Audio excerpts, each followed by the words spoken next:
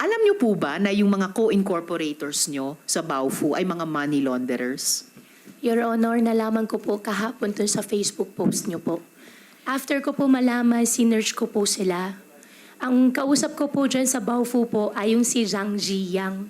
Yung dalawa po, hindi ko po sila nakausap. At after po ako mag-divest po ng 2021 po, wala na po akong alam sa kanila. Kahapon po nakita ko po doon sa Facebook post niyo po na sila po ay money launderer po sa Singapore at nag-research po ako through Google din po at nakita ko nga po na yung dalawa po ay sangkot nga po doon sa money laundering po sa Singapore. At kahapon ko lang po nalaman gawa po nung nakita ko po sa Facebook post po ninyo, Madam Chairman. Hindi ba dapat kung papasok kayo sa ganyang kalaking negosyo, napakalaki, kumpara sa mga nauna nyo ng mga negosyo. Nagtatanong nga yung mga tao, ha? Mula piggery, papuntang Pogo, parang ang laking multiplied many times over. Hindi ba dapat nag-due diligence kayo? Kasi ang laki ng ipapasok nyong equity. Yung mga lupang sabi nyo, binili nyo on installment over the years sa mga private owners. Hindi po maliit ang 7.9 hectares, halos 8 hectares. Hindi ba kayo nag-due diligence sa makakasama yung mga co-incorporators?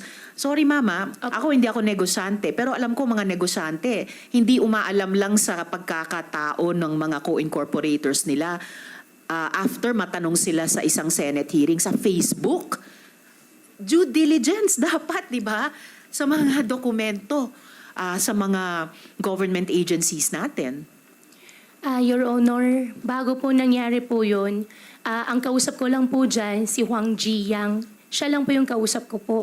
At ang katwiran ko po that time, since akin naman po yung lupa, majority po na sa akin, wala po mawawala po sa akin. At nung huli na lang po, naging pogo po yan. Nung una, primarily po, ang usapan po na project po ay housing. Yun po yung unang pinag-usapan po namin ni Huang Ziyang. Si Huang Ziyang po, nakilala ko po siya sa Clark na marami po siyang restaurants at binibentahan ko po siya ng baboy. At okay naman po yung naging transactions po namin. Mabait naman po siya. At in-offer ko po sa kanya na tayuan po yung lupa ko po sa Bamban. Well, medyo, okay. Inuulit nyo yung ilang mga detalye dahil gusto nyo ngang maintindihan namin sa ganyang perspective yung kwento. But lalo lang dumadami po yung things that don't add up. Balikan ko lang po yung sabi nyo kanina, kinonfirm nyo taga Fujian, si father ninyo. Alam nyo po ba na ang kasama nyo sa Baofu ay mga taga Fujian din? In fact, ang tawag sa kanila ay Fujian Gang. At kayo ba ay kasama din sa Fujian Gang na yan? Hindi po, Your Honor. Pero alam po ba ninyo na taga Fujian sila? Hindi ko po alam taga Fujian sila. Ang alam ko po si Huang Ziyang, hindi po taga Fujian taga somewhere malapit po sa Xiamen pero hindi po Fujian. Si Huang Ziyang. Mayor, kahit hindi pa kayong mayor noon, pero again, Opo. sobrang malaking pagkukulang sa due diligence. Hindi nyo alam taga saan yung mga co-incorporators ninyo. Sapat na sa inyo na si Huang Ziyang, alam ninyo ay taga Xiamen. Hindi nyo alam na kung saan, taga saan yung ibang mga co-incorporators ninyo. Yung dalawang co-incorporator po, Your Honor, ang nagdala po sa kanila si Huang Ziyang. Well, okay. Sabi nyo si Huang Ziyang lang ang kausap nyo. Pero si Huang Ziyang, di ba fugitive din siya? Matanong lang sa PAOK. Yusek Cruz, will it be you to answer? Ang tanong ko po kay Mayor ay, di ba, yung nag-iisang co-incorporator nila sa Baofu na kilala nila ang pagkatao, Huang Ziyang, di ba fugitive din siya? Yes, ma'am.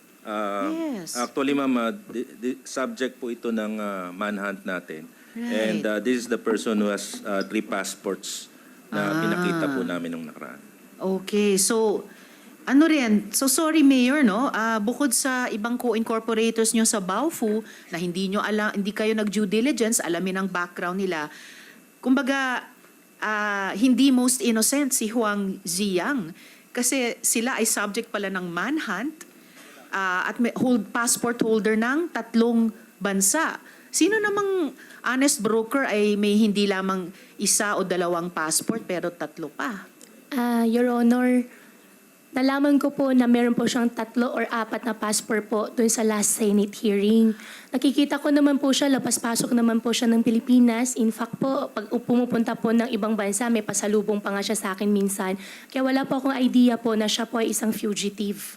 So again, Mayor, no, lumalabas, wala kayong alam sa kahit sino sa co-incorporators nyo sa Baofu. Ewan ko lang sinong negosyante ay papasok sa napakalaking kaperahang negosyo na walang alam sa background ng ipagkakatiwala ng mga lupa, pangalan kahit bilang private person noon at umabot nga sa ngayon na mayor na kayo.